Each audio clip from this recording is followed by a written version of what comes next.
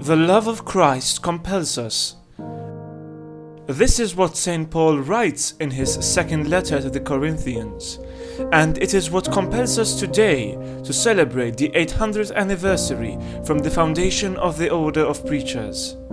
We feel grateful to the Lord in sending Saint Dominic, who set up an original way of living the religious vows with mendicancy and radicalism.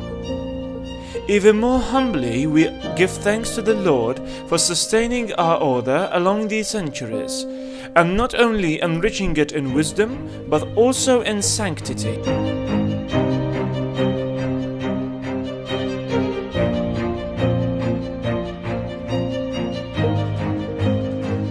We pray so that He keeps on sustaining our order and cherish it with new vocations in every branch of the order, so that it may grow stronger in faith.